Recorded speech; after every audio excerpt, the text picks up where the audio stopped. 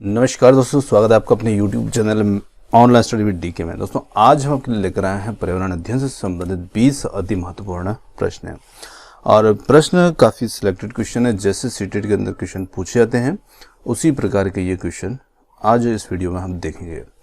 तो चलिए स्टार्ट करते हैं। और यदि आप इन प्रश्नों का PDF चाहते हैं तो आप वीडियो के डिस्क्रिप्शन लिंक में जा करके एंड्रॉइड एप्लीकेशन टेट सक्सेस को डाउनलोड कर सकते हैं, वहाँ पर ये आपको उपलब्ध हो जाएगी। चलिए फर्स्ट क्वेश्चन लेते हैं। यहाँ पर रेहाना अपने परिवार के साथ केरल जाती है। वहाँ उसे ऊंचे ऊंचे वृक्ष दिखाई देते हैं जो उसके गृह नगर शिमला के ऊंचे वृक्षों से भिन्न है। तो उसने केरल में कौन से वृक्ष देखे हैं? अब इसके लिए हमारे जो 4 विकल्प होंगे वो देखते हैं। यहाँ पर 4 विकल्प हैं: चीड़, नारियल, सेब या फिर लीची। तो यहाँ पर कौन सा उत्तर होगा? आप अपना उत्तर हमें कमेंट्स में बता सकते हैं। तो देखिए यहाँ पर जो हमारा उत्तर होगा कि उसने वहाँ पर जो ऊंचे ऊंचे पेड़ देखे वो है नारियल के, क्योंकि वो कहाँ जा रही है? केरल। और केरल के अंदर हम देखते हैं नारियल जो होते हैं इसके पेड़ हमें बहुतायत देखने को मिलते हैं। चलिए अगले क्वेश्चन की ओर बढ़ते हैं।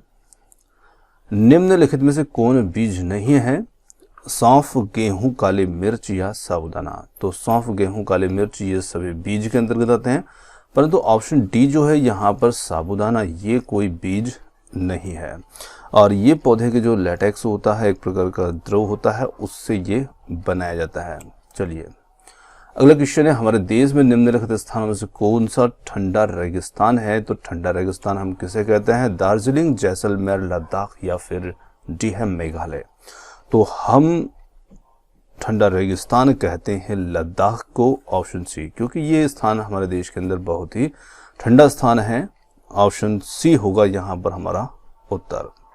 चलिए नेक्स्ट क्वेश्चन देखते हैं। बच्चों के द्वारा सब्जी बाजार से इकट्ठी की गई निम्नलिखित सामग्री में से उन्हें पहचानिए जिनके भीतर बीज होते हैं। तो ऐसी सब्जी को पहचानना है। सब्जियां यहाँ पर हैं इस प्रकार से: आलू, टमाटर, नाशपाती, चीकू, भिंडी, करेला, प्याज, खीरा। अब इनके समूह बनाए गए हैं। तो ऑप्शन ए के अंदर है नाशपाती और चीकू, बी के अंदर यहाँ पर है नाशपाती, टमाटर और चीकू। ऑप्शन सी के अंदर हम देख सकते हैं यहाँ पर है टमाटर, नाशपाती, चीकू और भिंडी, खीरा। इसी के साथ में ऑप्शन डी जो है यहाँ पर है टमाटर, नाशपाती, चीकू, भिंडी, करेला। तो हमारा जो उत्तर यहाँ पर होगा वो हो जाता है ऑप्शन डी, जिसमें टमाटर, नाशपाती, चीकू, भिंडी, करेला ये सभी सब्जियां जो हैं बीज वाली सब्जियां होती है। इन सभी के अंदर हम देखते हैं कि बीज इनमें होते हैं। चलिए अगले क्वेश्चन की ओर बढ़ते हैं। किसी जगह के फ्लोरा तथा फेना सूचित करते हैं। फ्लोरा तथा फना भी कभी कभी लिखा होता है, तो फ्लोरा तथा फना या फ्लोरा और फेना किसी भी प्रकार से समझते हैं, क्योंकि जब अंग्रेजी में ये नाम है फ्लोरा तथा फना, तो किसी प्रकार से कभी कैसा लिख दिया जाता है, कभी कैसा लिख दिया जाता है, तो आप समझ जाइएगा इसको। चलिए अब इसके विकल्प देखते हैं। तो पेड़ पौधे एवं जंतुओं को, मछलियों एवं पेड़ पौधों को, सी है जंतु एवं मछलियों को और डी है पक्षियों एवं पेड़ पौधों को। तो किसी भी जगह के जो फ्लोरा और फेना जो होते हैं ये सूचित करते हैं किसको? वहाँ के जो पेड़ पौधे और जंतु की जो प्रजातियाँ होती हैं इनको ये प्रदर्शित करते हैं। तो पौधे, वनस्पति और जंतुओं को ये प्रदर्शित करते हैं। चलिए ऑप्शन ए जो होगा ये हमारा उत्तर होगा। चलिए अगला क्वेश्चन है। गुरप्रीत पहली बार रेलगाड़ी से नई दिल्ली से चेन्नई गया। वहां अपनी रेल यात्रा में उसकी गाड़ी के द्वारा निम्नलिखित में से किस नदी को पार करने की संभावना नहीं है? तो देखिए वो दिल्ली से जाता है चेन्नई, अब रेलगाड़ी से जाता है, तो उसकी रेलगाड़ी कौन सी नदी को पार नहीं करेगी? नर्मदा, गोदावरी, गंगा या फिर कृष्णा। तो यहाँ पर उत्तर हो जाता है ऑप्शन सी, गंगा नदी को वो पार नहीं करेगा, ऑप्शन सी। चलिए अगले क्वेश्चन की ओर बढ़ते हैं। पारिस्थितिक तंत्र का उदाहरण है वायु, तालाब, जल, मृदा। तो इन सभी में हम देखते हैं कि तालाब जो होता है ये एक प्रकार का पारिस्थितिक तंत्र होता है और इस पारिस्थितिक तंत्र के अंदर छोटे मोटे सभी प्रकार के जीव जो है वो उपस्थित होते हैं। चलिए अगले क्वेश्चन की ओर बढ़ते हैं। अन्य मृत जंतुओं पर निर्वाह करने वाले प्राणी को हम क्या कहते हैं? तो उसे हम क्या कह सकते हैं? पैरासाइट, डीकम्पोजर, स्क्वेंजर या फिर ओमनिवोरस। तो देखिए, इस प्रकार के जो जंतु होते हैं उन्हें हम कहते हैं स्क्वेंजर, मृत भक्षी, जो दूसरे अन्य मृत जंतुओं को भोजन के रूप में लेते हैं, उन्हें हम स्क्वेंजर कहते हैं। देखिए, डीकम्पोजर जो अपघटक होते हैं वो हर चीज़ को जो मृत हो जाती है उसे अपघटित करने का काम करते हैं, परंतु जो स्क्वेंजर होते हैं ये क्या करते हैं? ये भोजन के रूप में उसे खाते हैं, स्क्वेंजर, है ना। तो चलिए अगला क्वेश्चन है, तरुण भारत संघ नामक समूह जो है ये संबंधित है, ये किससे संबंधित है? पुरानी झीलों पुनर्निर्मित करने में या फिर विशेष रूप से सक्षम बच्चों को सिखाने में मदद करने, सी है स्कूलों में दोपहर का पका हुआ भोजन उपलब्ध करवाने से, डी है आर्थिक रूप से कमजोर वर्गों के बच्चों के लिए निःशुल्क कोचिंग कक्षाएं चलवाने से। तो ये जो तरुण भारत संघ नामक समूह जो है ये संबंधित होता है ऑप्शन ए, पुरानी जो झीलें हैं उनको पुनर्निर्मित करने से। कहने का मतलब है कि ये जो संघ है ये जल संरक्षण पर कार्य करता है और जल संरक्षण के लिए जो भी उपाय होते हैं, पुरानी झीलें जो हैं जो मृत हो चुकी हैं उन्हें भी पुनर्जीवित करने का प्रयास किया जाता है इस समूह के द्वारा। चलिए अगला क्वेश्चन है, बायोडीजल तैयार किया जाता है, यूट्रिकुलरिया, जेट्रोफा, देवदार, यूकेलिप्टस। तो बहुत अच्छा प्रश्न है, ये तैयार किया जाता है जेट्रोफा कर्कस से। जी हाँ, ऑप्शन बी होगा यहाँ पर हमारा उत्तर, जिसे हम रतन जोत भी कहते हैं। चलिए अगला क्वेश्चन है, अल बरूनी जिस देश से आया था उसका नाम। तो देखिए बरूनी होए तो इसे आप ध्यान रखिएगा, ये बरूनी भी लिखा हुआ आता है।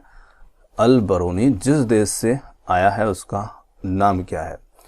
तो ये एक अफगानिस्तान, बांग्लादेश, उज्बेकिस्तान और ओमान। तो ये एक क्या था, विदेशी यात्री था जो हमारे देश के अंदर भ्रमण के लिए आया था और फिर यहाँ पर इसने जो कुछ हमारे देश के अंदर देखा था उसे अपनी एक पुस्तक में इसने लिखा था। तो इसलिए इससे संबंधित ये एक विदेशी यात्री है, तो इसलिए इसका नाम जो है वो आ जाता है। ऑप्शन सी होगा यहाँ पर हमारा उत्तर, उज्बेकिस्तान। चलिए अगले क्वेश्चन की ओर बढ़ते हैं,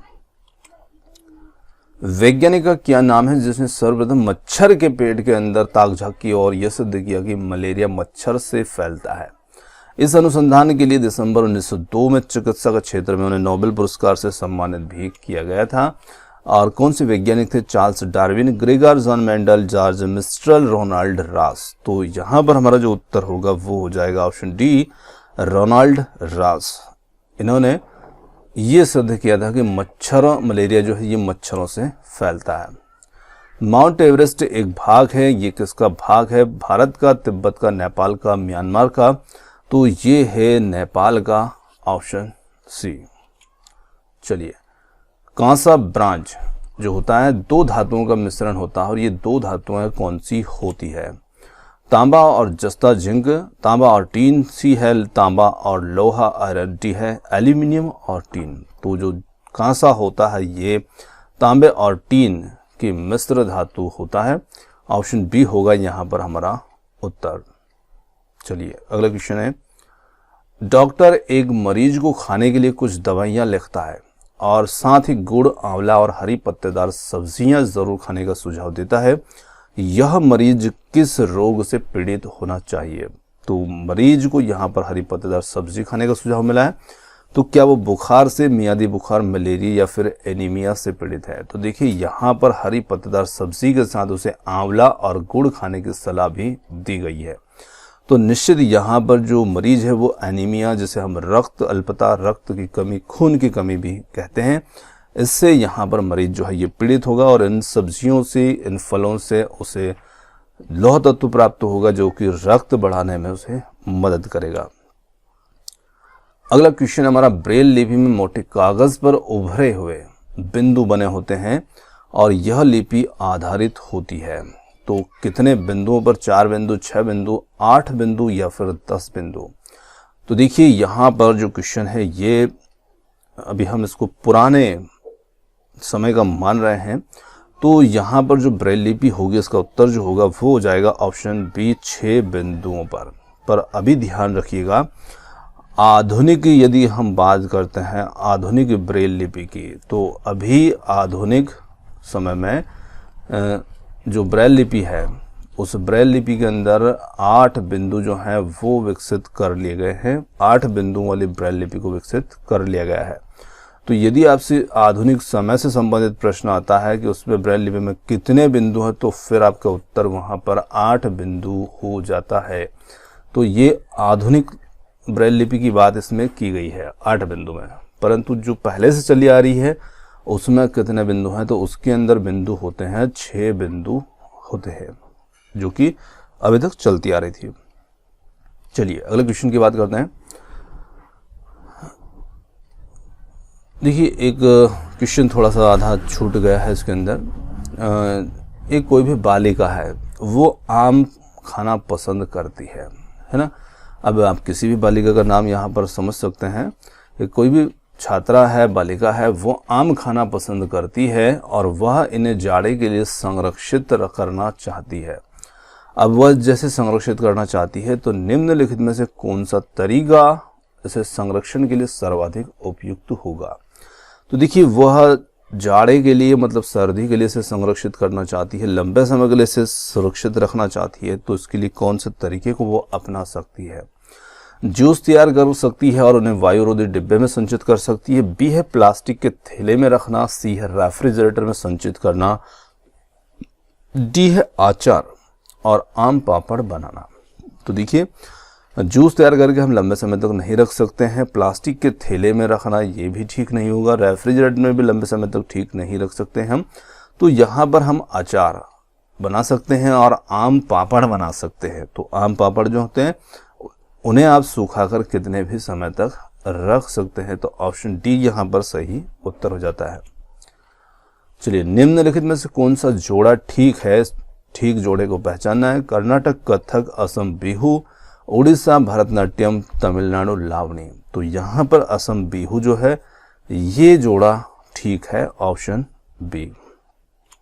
चलिए अगला हमारा क्वेश्चन है सरिता की शिक्षिका उसे विभिन्न सामूहिक गतिविधियों में शामिल रखती है, जैसे समूह चर्चा, समूह परियोजना आदि, और उसकी शिक्षिका सीखने के किस आयाम का अनुगमन कर रही है।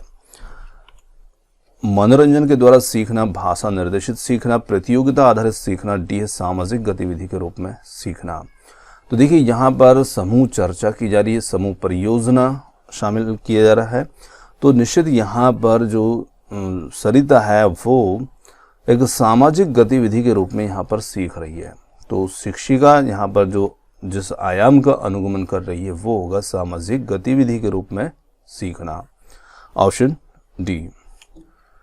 चलिए अगला क्वेश्चन है कक्षा 5 की अध्यापिका महिका चाहती है कि उसके विद्यार्थी आसपास के पौधों का अवलोकन करें।